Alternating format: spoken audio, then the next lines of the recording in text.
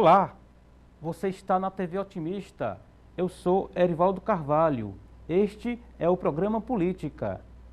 Hoje vamos bater um papo com o deputado federal Marcelo Crivella, do Partido Republicanos. O que está sendo proposto para o fortalecimento de templos religiosos? Como está a atuação da chamada Bancada da Bíblia no Congresso Nacional? Qual a avaliação do convidado sobre liberdade religiosa no Brasil? Ainda, os planos do entrevistado para as eleições do ano que vem.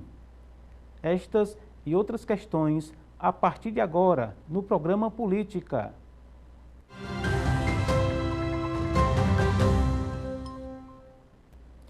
Marcelo Bezerra Crivella é engenheiro. O convidado é ex-ministro da Pesca e Agricultura. Marcelo Crivella foi senador pelo estado do Rio de Janeiro. O entrevistado é ex-prefeito da capital fluminense. Crivella é sobrinho de Edir Macedo, fundador da Igreja Universal do Reino de Deus, de onde o entrevistado é bispo licenciado. Filiado ao Partido Republicanos, Crivella cumpre mandato de deputado federal. E é com o deputado Marcelo Crivella que converso no programa de hoje, aqui via internet. Tudo bem com o senhor, deputado? Tudo bem, Erivaldo. Prazer enorme estar com o senhor e com todos os nossos telespectadores que nos assistem agora. A gente aqui agradece a honra de tê-lo aqui conosco. Deputado, o senhor é um político experiente, um político, um líder religioso também muito conhecido e reconhecido em todo o Brasil, particularmente no Rio de Janeiro, de onde o senhor tirou aí esse apoio popular para ir a Brasília representar aí os interesses do Estado e os interesses do Brasil de uma maneira geral, dada inclusive a importância do Estado do Rio de Janeiro. E o senhor tem entre as pautas essa do fortalecimento de templos religiosos. De que estamos falando, deputado, quando a gente fala da necessidade do fortalecimento de templos religiosos? Ô, Erivaldo, veja, quando a gente fala de fortalecer os templos religiosos, politicamente, nós estamos falando de retirar impostos, de tratar da imunidade dos templos religiosos.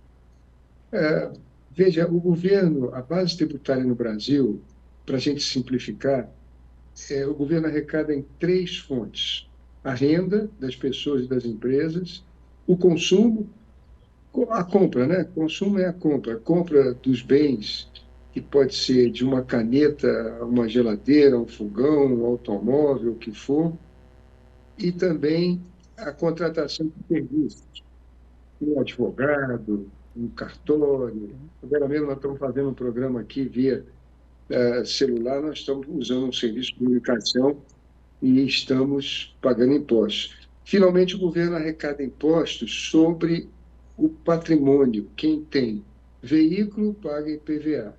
Quem tem imóvel paga IPTU. Então, renda, consumo de bens e de serviços e o patrimônio. Quando nós fundamos o Republicano, na época eu era senador e nós éramos dois políticos com mandato. O Zé Alencar Gomes da Silva, não sei, eu tenho certeza que o senhor lembra dele, foi vice-presidente duas vezes do presidente Lula, e pronto, nós imaginávamos fortalecer as igrejas, ele católico e eu evangélico. Então, em 2015, nós apresentamos uma proposta de emenda à Constituição para levar a imunidade dos templos religiosos às igrejas alugadas. Antes dessa emenda constitucional, só tinha imunidade com relação ao patrimônio as igrejas próprias. As que não eram próprias deveriam pagar o IPTU.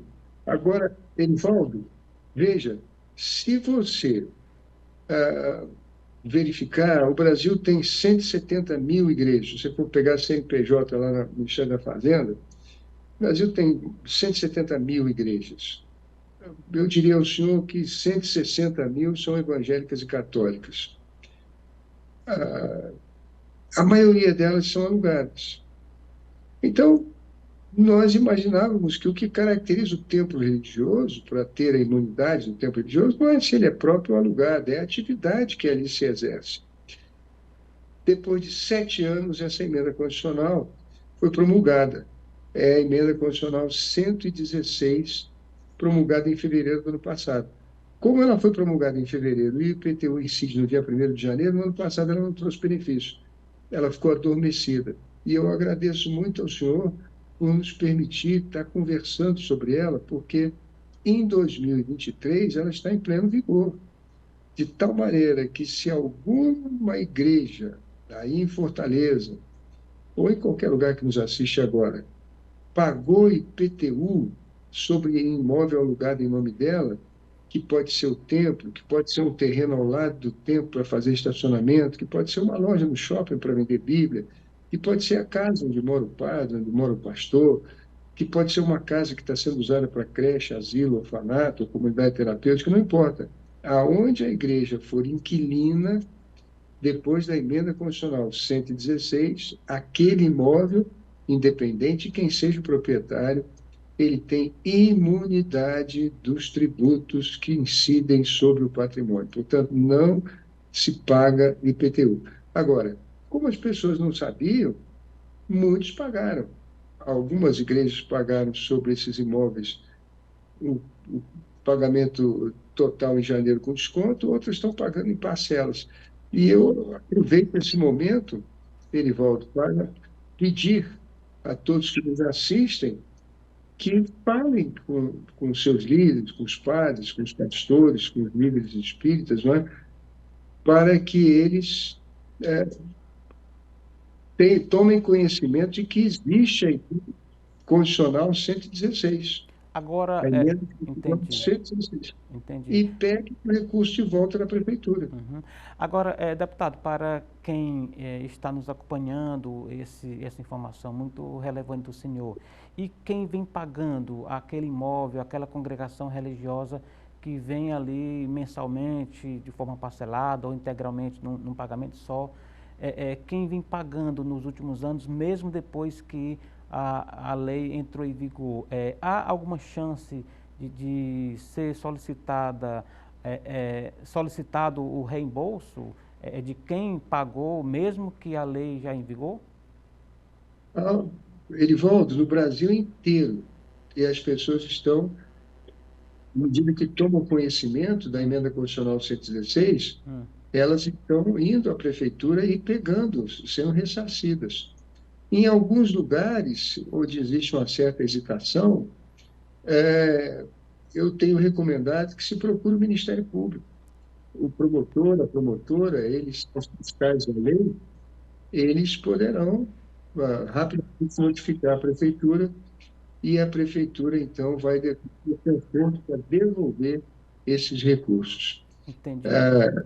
O importante, Erivaldo, é a gente, não é, deixar aqui bem claro Sim. de que imunidade é diferente de isenção. Uhum, A isenção se refere a um imposto que existe e que, por alguma razão, a gente ganha um período de alívio. Imunidade não. A imunidade, o imposto não existe. E entendi. é uma lei constitucional. No artigo 150, hoje, da Constituição, está escrito: imunidade dos templos religiosos em imóveis próprios ou alugados. Entendi. É a atividade Ah, agora que dá imunidade. Não é se é próprio ou alugado, é a atividade. entendi. Atividade que pode ser o templo, que pode ser o estacionamento relacionado ao templo, que pode ser a creche, o asilo, o orfanato, a escola, a casa onde mora o padre, enfim, tudo que envolve a atividade do templo religioso.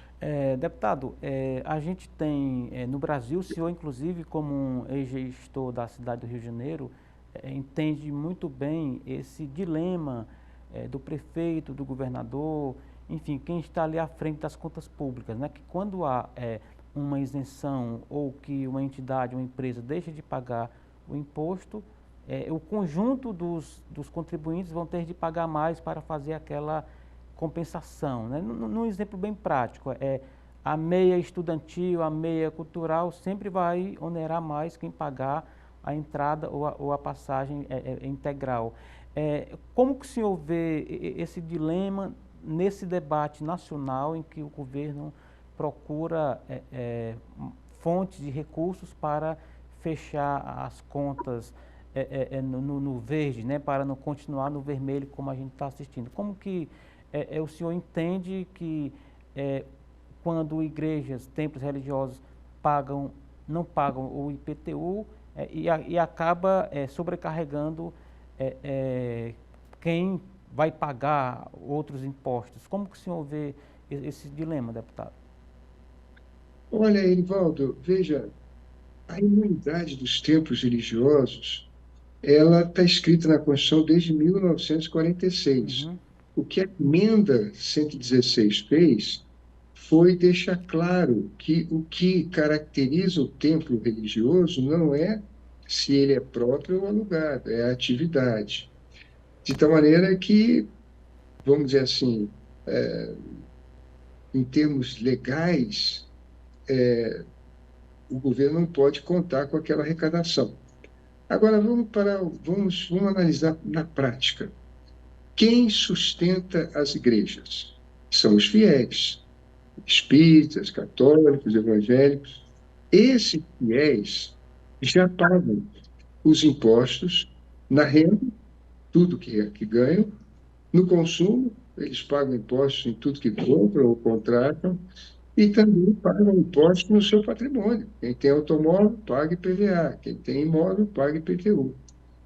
O que sobra, e eles sobrevivem com isso, se eles doam uma parte para as igrejas, ali não cabe pagar novo imposto. Aqueles recursos já pagaram impostos. O que nós precisamos entender é que isso seria uma bitributação. Então, eu acredito que não é uma perda do governo, é simplesmente um imposto que ele não deveria nunca ter arrecadado, porque não, não faz sentido. entendi. Veja, uma outra coisa também, a gente poderá dizer, puxa vida, mas se já estava na base, agora que caiu, o governo vai ter que, de algum lugar, repor para que a sua arrecadação não sofra. Mas veja, vamos imaginar o benefício que essas igrejas poderão trazer, se não é muito maior do que aqueles recursos que nós estamos agora abrindo mão por imunidade. Qual o grande problema no nosso país hoje, Erivaldo? É a questão da segurança. E nós temos, lá no Rio de Janeiro, centenas de comunidades dominadas por jovens, jovens até os 30, 40 anos, alguns começando com 15, 16, com fuzis na mão, com granadas, áreas dominadas. Qual é a única instituição que tem liberdade para atuar nas comunidades? É a igreja. Se essa igreja for fortalecida, se ela puder ter uma creche, se ela puder, eu diria a você, ter atividades culturais, como música, instrumentos de canto, como artes, pintura, escultura e esporte, veja o grande benefício que ela pode trazer para nós. Sabe, Uhum. Erivaldo, eu me lembro, quando eu era senador, que eu encontrei no Senado Federal um projeto de iniciativa popular que tinha 2 milhões de assinaturas e estava no Senado já há muitos anos, muitos anos. O que dizia esse projeto, Erivaldo? Ele recriava o Sistema Nacional de Habitação e o Fundo Nacional de Habitação, porque o BNH tinha acabado. O Banco Nacional de Habitação tinha sido, na época do Fernando Henrique, tinha acabado. Muito bem, nós estamos falando de 2004, 2005, por aí. Eu, então, verifiquei que o Senado não queria aprovar esse projeto, por quê? Porque ele criava um fundo, ele criava um sistema, e, portanto, envolvia dinheiro. E isso tinha vício de iniciativa, porque quem pode criar despesa é o governo federal. Ele que controla o orçamento da União. Então, eu convenci os senadores de que um projeto de iniciativa popular não pode ter visto de iniciativa, porque a Constituição diz que todo o poder emana do povo, que o exerce diretamente, indiretamente através de seus eleitos, ou por iniciativa como essa. E Entendi. esse projeto acabou sendo aprovado. O presidente Lula, na época, sancionou e colocou R$ 1 bilhão nesse fundo e surgiu, sabe o quê? O Minha Casa Minha Vida, que já construiu milhões de residências em todo o Brasil. Milhões de residências. Certo. Eu fico muito feliz, Erivaldo, disso Pois ter não. ocorrido. Mas você sabe qual é o melhor projeto que a gente pode fazer, Erivaldo? Hum. É o Meu Filho, Minha Vida. Meu Filho, Minha Vida. E se cada igreja puder ter uma creche, Erivaldo, se cada igreja do Brasil, das 150 mil que eu citei, tiver uma creche para 20 crianças, onde a mãe possa deixar essa criança e ela ali aprender de Jesus, aprender de Deus, aprender também que existe inferno, que existe um fogo que não apaga, que existe diabo, ela vai ter valores para o resto da vida. Eu digo isso porque me levaram para a escola, para a igreja, quando eu tinha 5 anos de idade. Hoje eu estou com 65 e a vida inteira. Olha que eu vivi no Rio de Janeiro, tive vários coleguinhas meus que entraram nas drogas, outros entraram na prostituição, mas eu tinha limites. Eu tinha, não é que eu sou santo, eu cometia minhas besteiras, como todos nós fazemos, mas eu estava sempre preocupado, meu Deus, me perdoa, meu Deus, me ajuda. E assim foi a minha vida, porque dos 0 aos 6, 7, 8 anos, a gente adquire esses princípios importantes para a vida. Então, Perfeito. eu faço muita Uhum. luta, eu e o Zé Alencar, meu falecido, que as igrejas sejam fortes. Exato. Erivaldo, fala para mim aqui, aonde é que a cocaína não vende? Aonde é que a prostituição não vende? Você pode fazer uma promoção de cocaína na porta de uma igreja que ninguém vai comprar. Pode fazer uma promoção de pornografia na porta da igreja que ninguém vai comprar. As pessoas estão vacinadas, ninguém está interessado nisso. Ali as pessoas estão pensando em outras coisas. É essa força que existe nas igrejas católicas, espíritas, evangélicas, que a gente precisa fortalecer. E eu creio que o Congresso Nacional, quando aprovou essa emenda constitucional 116, sabia que era importante. Aliás, na pesquisa, 92% dos brasileiros dizem que religião é uma coisa importante, Edivaldo. Perfeitamente, deputado. A gente fica muito lisonjeado do senhor colocar aqui essa mensagem dentro desse contexto político, inclusive um ambiente político, às vezes, é contaminado por interesses próprios, interesses de grupos, mas essa mensagem que o senhor coloca realmente é muito relevante. Deputado, vamos fazer um rapidíssimo intervalo. Daqui a pouco a gente volta com o senhor aqui no programa Política, tá bom? Tá bom, muito obrigado. Portanto, a gente volta daqui a pouquinho, depois do intervalo, com o entrevistado de hoje, o deputado federal Marcelo Crivella, do Partido Republicanos do Rio de Janeiro, falando aqui conosco na TV Otimista. Não sai daí, a gente volta já.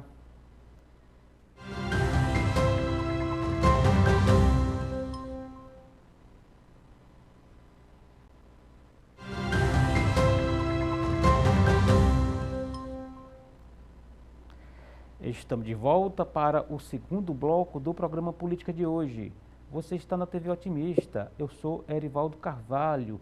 Aqui conosco, no formato remoto, nós entrevistamos o deputado federal Marcelo Crivella, ele que é um dos congressistas mais experientes em atuação, foi prefeito do Rio de Janeiro. Daqui a pouquinho vamos falar sobre esse ponto, inclusive sobre as eleições do ano que vem, mas eu queria, deputado Crivella, ainda seguir quando o senhor coloca aí uma pauta dos templos religiosos, da fé, ou das fés, né, que operam no Brasil. Estamos falando dos pentecostais, dos católicos, dos espíritas. Eu queria uma palavra do senhor sobre essa, como é que eu diria, aqui fora do Congresso, cada um tem a sua fé, mas como é a atuação da chamada bancada da Bíblia, né, quando vão aí para uma pauta que diz respeito a todos esses credos, deputado? Olha, quando o senhor vai falar, por exemplo, da defesa da vida, a bancada da Bíblia vota a mesma coisa. Ninguém aqui defende o aborto. Todos nós achamos que a vida começa na concepção. Aí, católico, espírita, evangélico, todo mundo vota contra. Se eu só falar também sobre família, nós todos defendemos que a família seja aquela família em que a união do homem e da mulher possa gerar filhos. Nós respeitamos, amamos aqueles que pensam diferente, casam homem com homem, mulher com mulher, eles são aceitos nas igrejas todas, podem entrar, podem participar dos cultos, pode vir aqui na frente parlamentar evangélica, toda quarta-feira nós temos culto, ninguém discrimina. Agora, nós achamos que e todas as iniciativas legislativas que falam sobre eles não serem discriminados em locais públicos, eles deixar herança ou terem uma união civil, isso aqui não se discute. Agora, a imagem da família, o que nós achamos que seja família, é pai, filho, perdão, marido, esposa e filhos. Eu digo pai, filho e Espírito Santo porque interessante como Deus é família, né? Deus não é um ser só. Ele é Pai, Filho e Espírito Santo. Quer dizer, Entendi. é uma coisa que Deus é família. A família, Exatamente. a família, ela, vamos dizer assim, o homem e a mulher se casam e depois ambos deixam de existir em função dos filhos. É É verdade. um, é um princípio de renúncia, é um princípio do que seja realmente um amor. O que é o amor? É a paixão? É o desejo sexual? Não, isso acaba. Isso, a atração sexual acaba, a paixão acaba, ela esfria. O que é amor é você descobrir alguma coisa na vida que você ame mais do que a si mesmo. Uhum. Deputado, exatamente. Deputado, o partido do senhor, e assim como a bancada da Bíblia, teve uma atuação muito forte, muito relevante no governo anterior. A gente pode dizer qual foi o legado do governo de Jair Bolsonaro para a pauta da bancada da Bíblia? Mais ajudou, mais atrapalhou? Hoje nós temos um governo com uma outra orientação política. Qual a avaliação do senhor sobre isso, deputado? Olha, meu querido Erivaldo, eu diria ao senhor que nessa ocasião eu era prefeito do Rio de Janeiro, eu não vivia aqui o dia a dia na Câmara dos Deputados, também não era mais senador. Mas a defesa da família da vida, eu acho que foi uma coisa que é da pátria também, que o governo do Bolsonaro sempre preservou. Agora, eu acho que o grande legado dele, se o senhor me permite, é ter deixado no Brasil uma, vamos dizer assim, uma distinção entre direita e esquerda. E isso vai dar ao brasileiro uma noção muito importante no nosso processo civilizatório, a alternância do poder. A alternância do poder é fundamental para que nós possamos construir um Brasil melhor.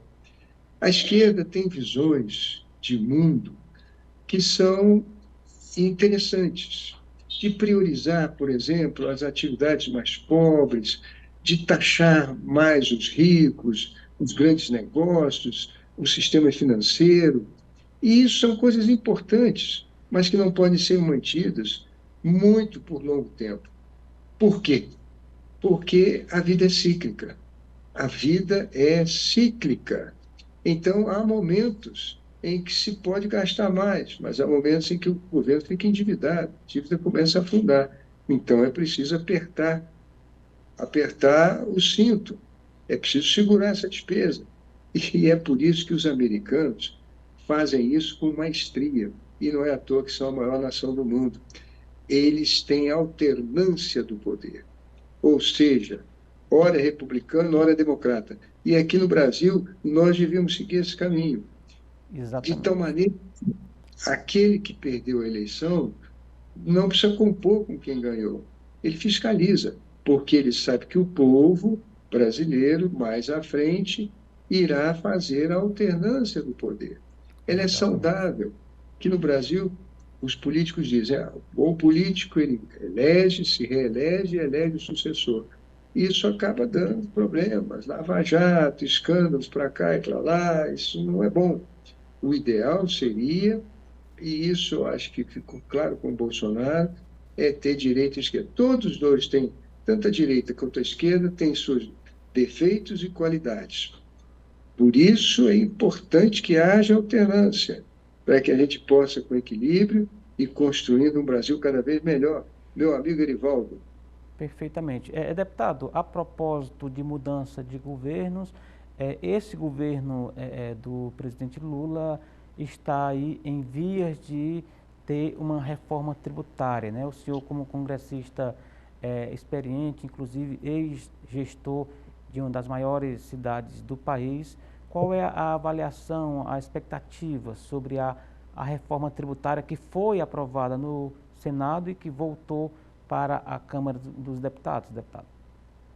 olha, o meu partido no Senado, os 4 senadores votaram contra. Uhum. Foram votos que o governo perdeu, mas ganhou no Senado. Aqui na Câmara dos Deputados, eu acho que a maioria dos deputados do meu partido são favoráveis. Eu vejo essa reforma como um grande avanço. Um grande avanço. Veja, para a gente fazer um negócio, vamos dizer, os empreendedores, se eles quiserem colocar uma loja em cada capital do Brasil, eles vão precisar de 27 advogados e 27 contadores, porque o ISS é diferente em cada capital, para não falar nos 5.700 municípios. Também é diferente nos estados. Agora nós vamos fazer um imposto só, o mundo inteiro faz isso. Olha, eu fui missionário na África na década de 90. Passei 10 anos como missionário na África. Lá, nos países onde eu andei, já existia o IVA. Agora, Angola, inclusive, adotou também com grande sucesso, que é o imposto único sobre o consumo. No Brasil, nós temos diversos impostos, e esses impostos variam de município para município, de estado para estado. Uma outra coisa importante que é a intervenção, a gente vai ter a cobrança desse imposto no destino, não na origem, o que vai facilitar para a gente diminuir a desigualdade no nosso país. Veja, quem é o maior produtor de tudo nesse país? É São Paulo. Lá tem as fábricas, lá tem os empregos, lá tem o lucro que esses produtos dão e ficava também o imposto desses produtos lá em São Paulo. Agora não. Se o ar-condicionado, se o automóvel produzido em São Paulo, ou a fogão, a geladeira, for comprado em Fortaleza, no Ceará, o imposto vai ficar aí. Essa eu acho que foi também uma grande, grande, grande vantagem para o povo brasileiro. Entendi. A gente falando aqui de arrecadação, de impostos, só para ficar claro, isso que está sendo votado não vai mexer no direito que os templos religiosos têm da imunidade tributária, não é isso, deputado? Não, senhor Ivaldo, não vai mudar, não. A Uhum. Constituição brasileira, desde 1946, ela já fala da imunidade dos templos religiosos. Todas as demais constituições, inclusive a de 88, tem lá no artigo 150 a imunidade dos templos religiosos. É bem Perfeito. verdade que ela não existe na prática. Por quê? Uhum. Porque os alugados pagavam IPTU. Então, nós já corrigimos. IPTU não se Perfeitamente. paga mais, mesmo se o templo for alugado. Tá certo. A gente vai fazer mais um rapidíssimo intervalo, deputado. Já a gente volta com o terceiro e último bloco aqui do nosso papo, tá bom? Muito obrigado, Derival. A conversa tá boa, está passando muito rapidamente, mas já já a gente volta aqui com o deputado Marcelo Crivella, que é do Rio de Janeiro, falando conosco direto de Brasília, colocando aí a sua impressão e nos ajudando a entender melhor esse contexto da bancada da Bíblia no Congresso Nacional, essa relação da bancada do deputado com o governo, acabou de fazer uma avaliação sobre o governo anterior. Enfim, está muito bacana o papo. Daqui a pouco a gente volta com Marcelo Crivella aqui no programa Política na TV Otimista. Não saia daí, a gente volta já.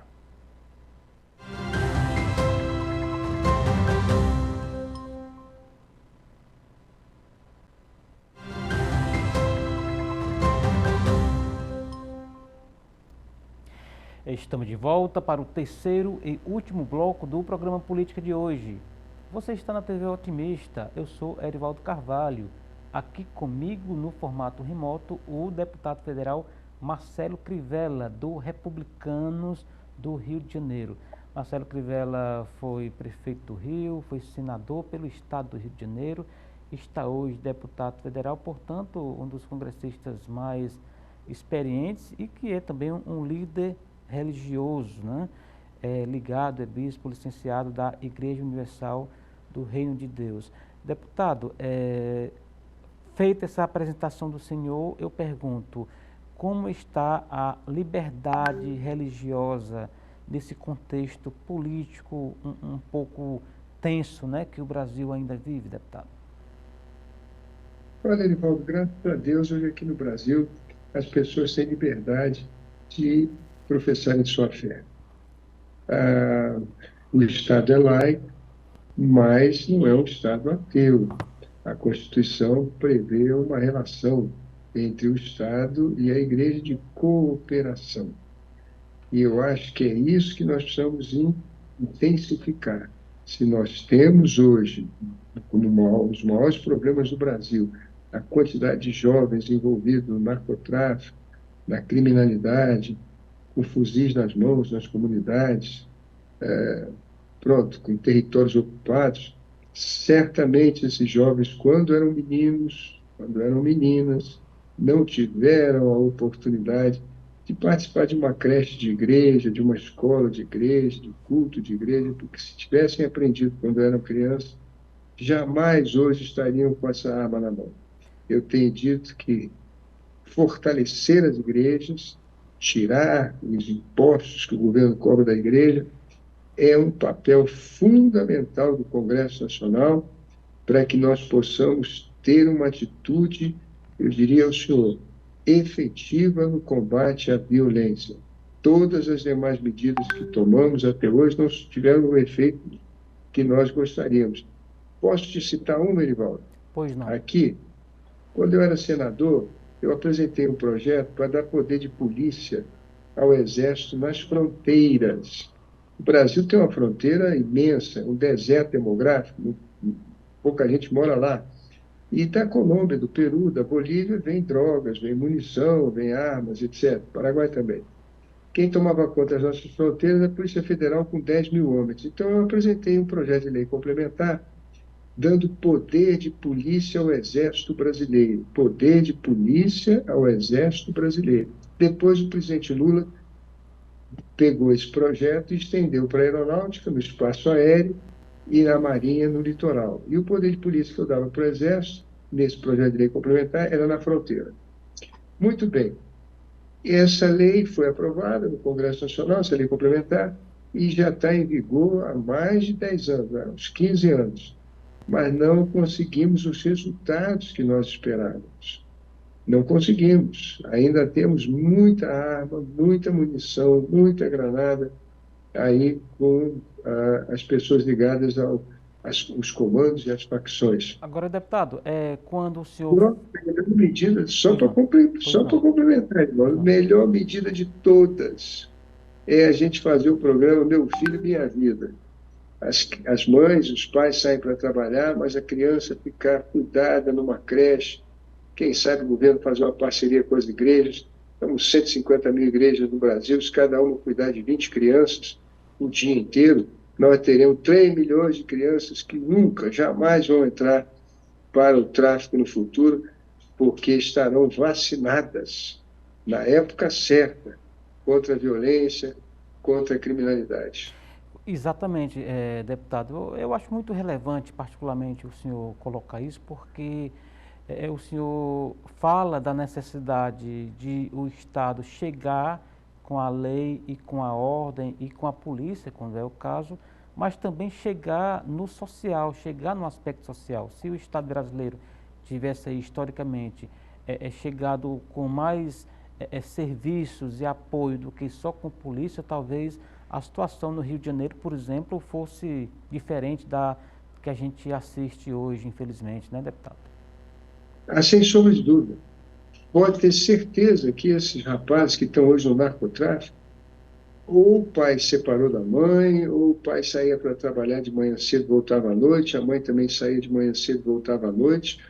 Eles iam para a escola, que também se proibiu o ensino religioso, e voltavam para casa, a mãe tinha deixado a merenda ou o almoço lá no forno do fogão, eles almoçavam e depois iam brincar na rua.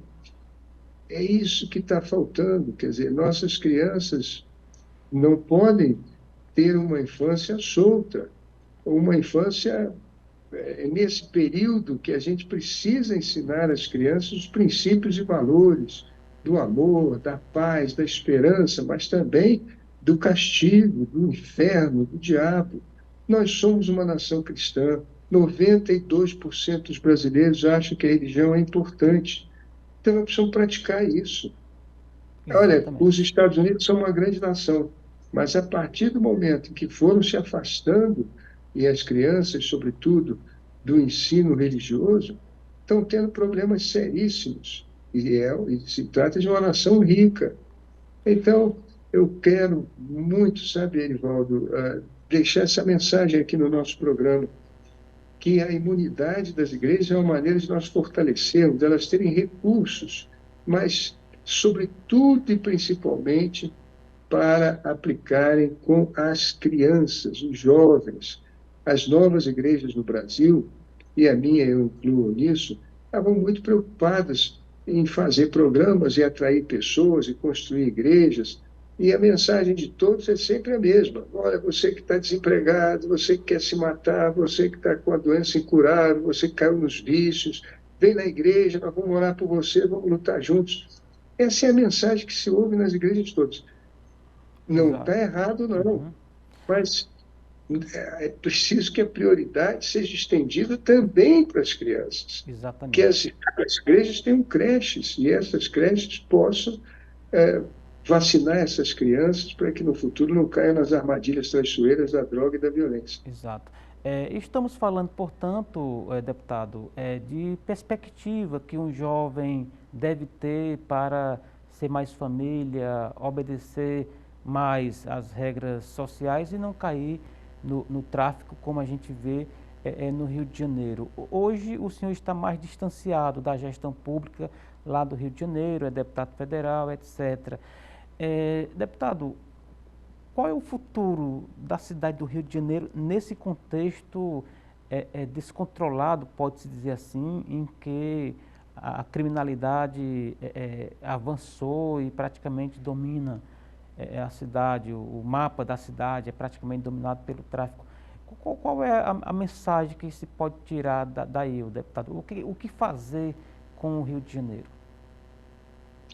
Olha, eu não sei se no meu prazo de vida, período que eu tenho de vida aí, a minha geração, a gente vai conseguir ver o Rio de Janeiro diferente do que é hoje, com várias e várias comunidades dominadas pelo narcotráfico. Mas eu creio que nós podemos dar um passo para a solução definitiva disso, que é cuidar das crianças. Cuidar das crianças, sobretudo de 0 a 7 anos. Eu sei que as igrejas têm despesas, que as igrejas têm televisão, têm rádio, têm compromissos a pagar, e criança não tem dízimo, não tem oferta, ela não pode contribuir. Mas, se nós observarmos, e se nós quisermos plantar para mudar realmente o nosso país, quisermos deixar para os nossos próximos vindouros uma outra cidade do Rio de Janeiro, nós precisamos ter creches com ensino religioso, com apoio das igrejas. As igrejas precisam ter recursos para ter cursos, como eu citei aqui, de canto, de instrumentos, de esporte, de artes, de pintura. As igrejas precisam acolher sobretudo em todas as comunidades do Rio de Janeiro, onde nós temos diversas igrejas, elas são respeitadas. Ali as crianças precisam ter um abrigo, e é ali que nós vamos vacinar essas crianças para que no futuro não caiam nas armadilhas. É a Os... única Pois maneira. não. Já se tentou de tudo, já se fez ação com o Exército, com as três forças. Já a Polícia Militar no Rio de Janeiro, daqui a pouco vai ter 100 mil homens. Ela é bem armada, ela é bem equipada, mas é o que eu digo, as pessoas, é na fase da infância que elas adquirem valores, princípios, que não vão se desviar deles o resto da vida. É nesse momento que você planta no coração daquela criança o temor ao mal, o temor a cair nas drogas, a matar ou morrer, a criminalidade. Essas coisas vão ficar para o resto da vida. Eu acho que esse é o caminho. E o meu partido, Republicanos, meu querido Erivaldo, desde a sua fundação, na época do Zé Alencar, católico, eu evangélico, nós tínhamos o interesse de fortalecer as igrejas. Como fortalecer as igrejas? Tirando os impostos. O governo se arrancar do altar das ofertas, dos dízimos, impostos, vai ter que construir presídio, vai ter que construir hospital, é tiro para todo lado. As igrejas precisam ser fortes na internet, no cinema, na música, no esporte. As igrejas precisam estar firmes na internet. As igrejas precisam ser atraentes para as nossas crianças e adolescentes. Exatamente. Deputado, o Brizola tinha uma boa tese, né? Segundo ele, e isso foi comprovado na história do país, na história do mundo, que quanto mais escolas, menos presídios. O senhor colocaria, no caso, quanto mais escolas e igrejas, menos presídios. É mais ou menos essa a mensagem do senhor, deputado? Exatamente o que o senhor falou. Eu acho que é preciso ter educação, tanto espiritual como cultural. As crianças precisam aprender também de Deus, precisam aprender do amor, da esperança, da fé, do que Cristo fez por nós na cruz do Calvário, dando sua vida. Elas precisam entender, quando olharem essa natureza inteira, que cada borboleta, cada peixe, cada árvore, cada folhinha, cada grama de um jardim, elas são diferentes. Tudo que Deus criou, Ele criou um por um, um por um. Você jamais vai encontrar um ser humano igual ao outro, ou um peixe igual ao outro. Tudo que Deus criou foi um por um. E eu pergunto, Ele criou para Ele? Deus come banana? Deus chupa laranja? Deus dá um mergulho na praia? Deus sobe a montanha para tomar um ventinho? Não! Tudo que Ele criou foi para nós.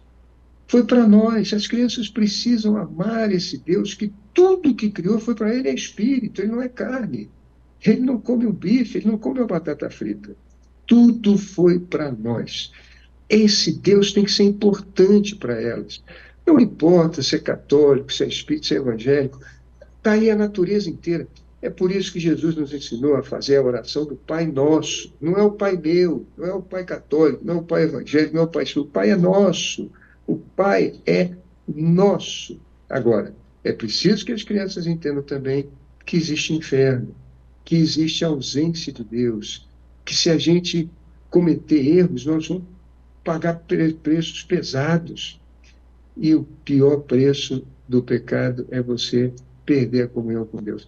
Essas crianças, pode ter certeza que vão ter um caminho, vivendo 50, 60, 70 anos, com limites. Vão cometer erros, mas terão limites nas suas vidas, e isso será importantíssimo para a nossa sociedade e para construir um Brasil melhor no futuro. O deputado, como que esse debate, essa mensagem que o senhor coloca, como que isso vai entrar na disputa pela Prefeitura do Rio de Janeiro, por exemplo, que é a sua principal base eleitoral, deputado?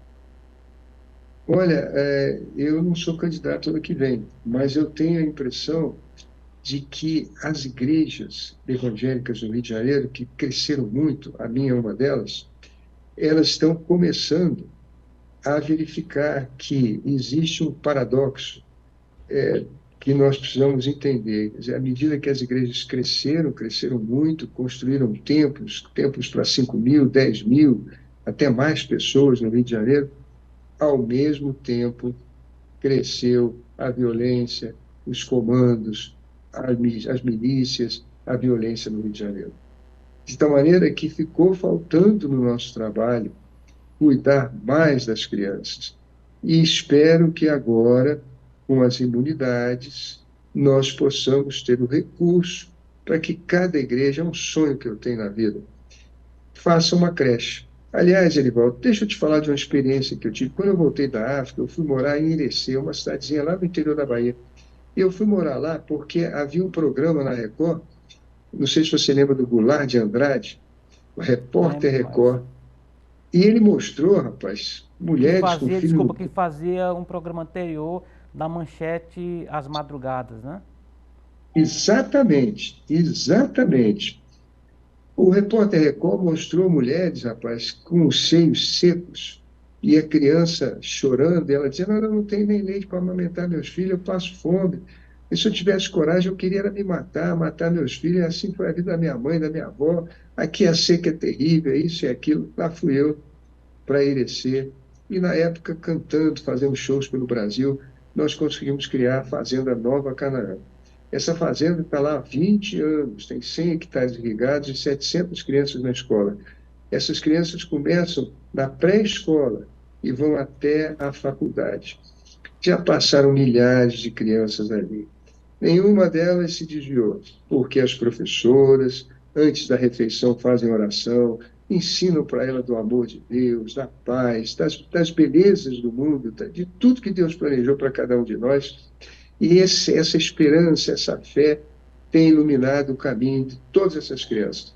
É isso que nós precisamos. Nós precisamos cuidar das nossas crianças. Se tivéssemos cuidado no passado, como foi cuidado na Fazenda Nova Canaã, onde não saiu nenhum bandido. Pelo contrário, nós fizemos o Canaã Esporte Clube e no Sub-16 fomos campeões da Bahia. Ganhamos do Vitória, ganhamos da Bahia, fomos campeões do estado inteiro. Meninos que chegaram lá descalços, magrinhos, e que hoje são.